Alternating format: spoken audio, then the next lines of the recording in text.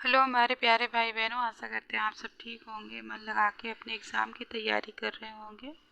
तो जैसा कि आप सबको पता है, ये आज सीडीपी के क्वेश्चन है, प्रीवियस ईयर के क्वेश्चन है। तो चलिए हम स्टार्ट करते हैं इसे सॉल्व करना। तो क्वेश्चन को स्टार्टिंग करने से पहले आप सबसे एक छोटा सा निवेदन है, अगर ये वीडियो आप सबको अच्छी लगती है तो प्लीज़ इसे लाइक करिएगा और शेयर करिएगा, सब्सक्राइब भी करिएगा। तो चलिए हम स्टार्टिंग करते हैं। विकास की कौन सी अवस्था की प्रमुखता है? अमूर्त सोच व अपनी खुद की पहचान खोजने की चाह। तो ऑप्शन होगा डी सही, किशोरा अवस्था।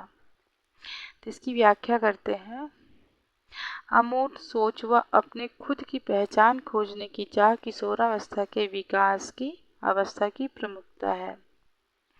किशोरावस्था के दौरान बालक में अमूर्त चिंतन, तार्किक चिंतन तथा आदर्शवादी विचारधारा का विकास होने लगता है। किशोरावस्था बचपन से वयस्कता की ओर बढ़ने की एक प्रक्रिया है।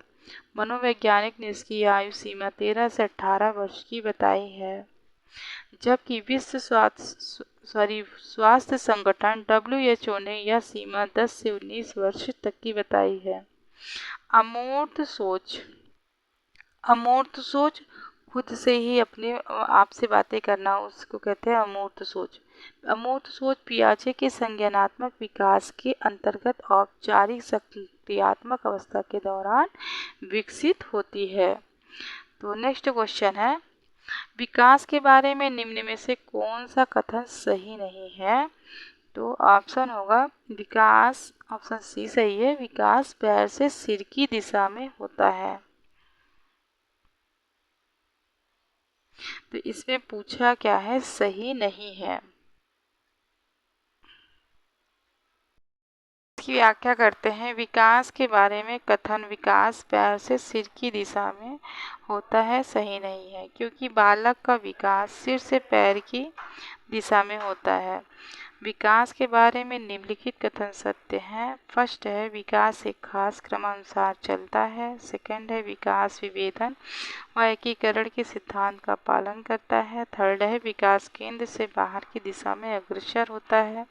फोर्थ है, विकास जीवन पर्यंत चलने वाली प्रक्रिया है। विकास बहुआयामी होता है। नेक्स्ट क्वेश्चन है, बच्चों में व्यक्तिगत वंशानुगत गुण है?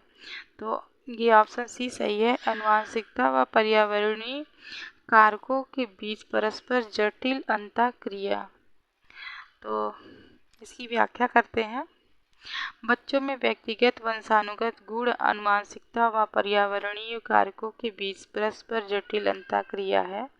वंशानुक्रम वह गुण है जो माता पिता से उनकी संतानों में जाता है। आनुवंशिक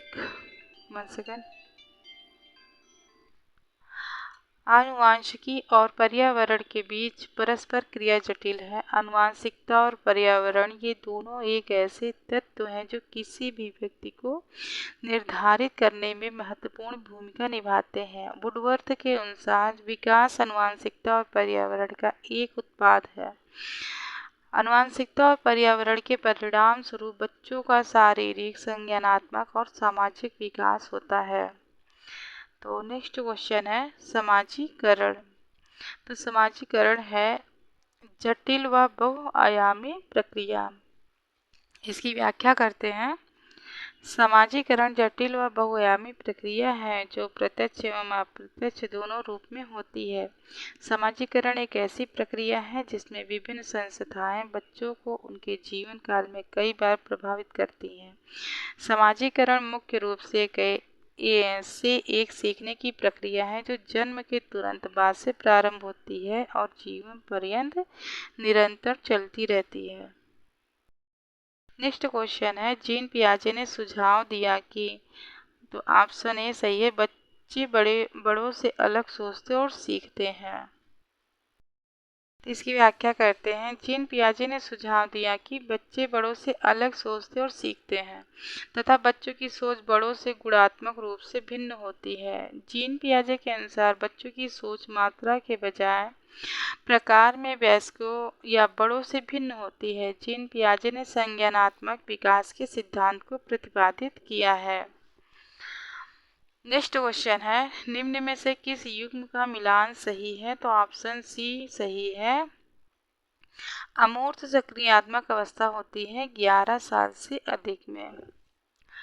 तो इसकी व्याख्या करते हैं। अमूर्त संक्रियात्मक अवस्था 11 साल से अधिक का मिलान सही है। अमूर्त संक्रियात्मक अवस्था को औपचारिक संक्रियात्मक अवस्था के नाम से भी जाना जाता है। जीन पियाजे ने संज्ञानात्मक विकास के सिद्धांत का प्रतिपादन किया है। पियाजे ने संज्ञानात्मक विकास की 4 अवस्थाएं बताई हैं। संवेदी फर्स्ट है संवेदी गामक अवस्था 0 से 2 वर्ष है। पूर्व सक्रियात्मक अवस्था 2 से 7 वर्ष है। थर्ड है मूर्त या ठोस सक्रियात्मक अवस्था 7 से 11 वर्ष है। फोर्थ है अमूर्त या औपचारिक संक्रियात्मक अवस्था 11 वर्ष के ऊपर की अवस्था है। नेक्स्ट क्वेश्चन है, कोहल वर्ग के नैतिक विकास के किस सिद्धांत की कौन सी एक प्रमुख आलोचना है? तो आलोचना से पूछा गया है। तो ऑप्शन बी है सांस्कृतिक कारकों और लिंग के वन सेकेंड प्रभाव की अवहेलना करता है। तो इसकी व्याख्या करते हैं। कोहल वर्ग के नैतिक विकास के सिद्धांत की प्रमुख आलोचना इस प्रकार है कि यह नैतिक सोच पर सांस्कृतिक कारकों और लिंग के प्रभाव की अवहेलना करता है। कोहल वर्ग के सिद्धांत की एक बड़ी आलोचना पुरुषों और महिलाओं के नैतिक तर्क में सांस्कृतिक अंतर को महत्वपूर्ण नहीं मानना था। कोहल वर्ग के सिद्धांत की आलोचना न्याय संबंधी चिंताओं को पारस्परिक विचार से विकास के रूप में ज़्यादा मानती हैं। कोहल वर्ग द्वारा दिए गए नैतिक विकास के सिद्धांत में 3 अवस्थाएं के 6 चरणों को सार्वभौमिक मानते हैं। तो नेक्स्ट क्वेश्चन है, लेवाइगोस्की का मानना था कि ऑप्शन बी सही है बच्चे बड़े की मदद से अपनी समझ खुद बनाते हैं। तो इसकी व्याख्या करते हैं।